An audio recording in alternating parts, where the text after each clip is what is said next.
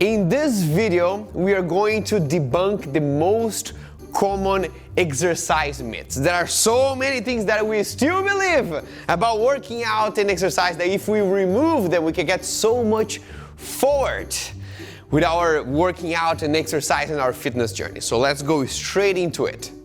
All right, gotta do some exercise, but before I do, gotta do some stretches to prevent some injury. 1, 2. That is not true. Stretching before exercise was believed to be a practice that prevents injury, and it was something that started a couple of decades ago with sports coaches. They would do this with their athletes, and because back in that day we didn't have scientific studies to look into this practice, and all the athletes were doing good because they were athletes, people going to the gym started to do the same thing because this is what professional exercisers do. And a few decades later, when we started to have studies on static stretches, when you're holding a position before you exercise, we realized two things. That movement of static stretching, holding a stretch for a couple of seconds, loosen up your muscles and ends up potentially weakening the muscles. It may even, depending on the amount of stretch that you give, make your muscles a bit slower, a bit weaker, and perhaps even increase the risk of injury during your workout. But this is mostly for very long, 1.5 minutes static stretches. So the most important thing to know here is static stretching is not enhancing your performance, it's not preventing injury, and you don't need to do that if you don't like to do it. But some people prefer to do it for the sake of the practice, just to get ready mentally. If that's your case, don't hold a static position for too long and you'll be fine. All right, easy workout, only 5 hours. Let's do this.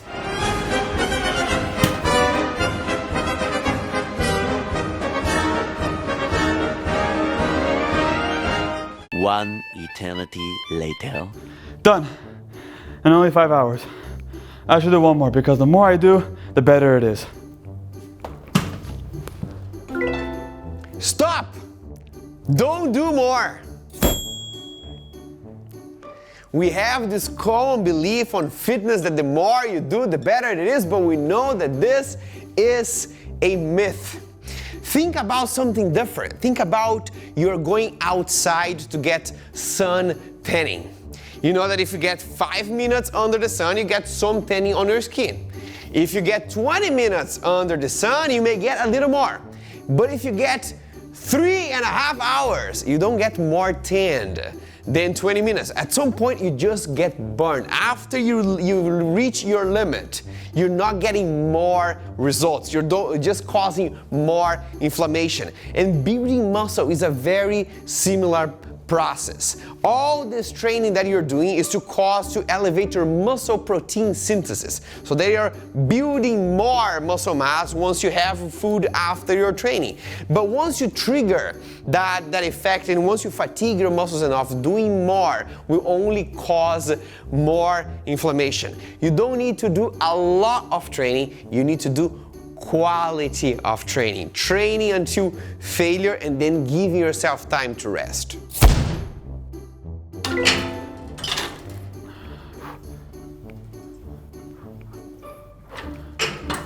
Done with my workout. Okay, I got 2 minutes to drink this protein shake or else everything is gonna go to waste. That is not true. You don't need to have your protein shake with you right after you train. That was this whole culture of bodybuilding that people would take their protein shake to the gym and leave inside a fridge because it absorbs faster when it's 4 degrees Celsius. All of this is a myth. What is most important is that you have the adequate amount of protein on a daily basis. If you want to know how much protein you should have, there's a video that we did only about that, and you can find the link here. And that is the most important thing. As long as you've had a meal with protein before going to your training, you are fine. You can take your protein whenever is more convenient to you after you finish your workout.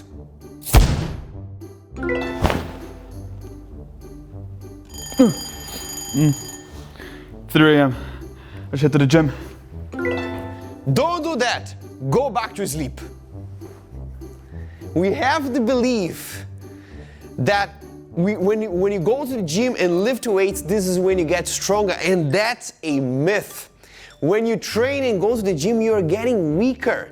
Just imagine that you do a set of leg press. Your first set you can do until the last repetition. The second set is a bit harder. The third set you can barely finish it. This is because you are tearing your muscles apart every time that you're lifting weights. For you to get stronger, you need to provide nutrients and time for recovery. All the processes that will make your muscles stronger and bigger will happen during the night while you're sleeping, once all the metabolic processes of nutrition, training, and sleep are going on together. Don't skip on your recovery, because this is when you get stronger.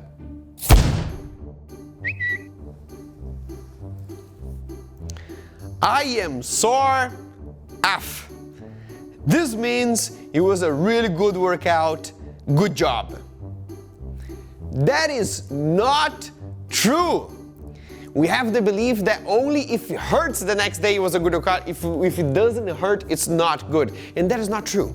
Because muscle soreness will appear once you start lifting weights in the beginning, in the first time that you go to the gym, or when you change the stimulus. But we also know that other exercises that don't cause muscular growth, like walking downhill, is also something that can cause muscle soreness. And that type of activity doesn't mean your muscles are getting stronger or bigger. So muscle soreness is not an indication of a good workout. And there's more, there's individual variation.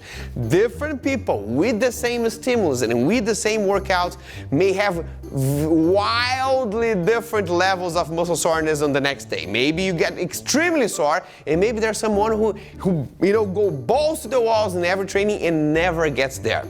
Muscle soreness can happen, but it's not an indication of a good workout. You don't need to chase the pain just because of that.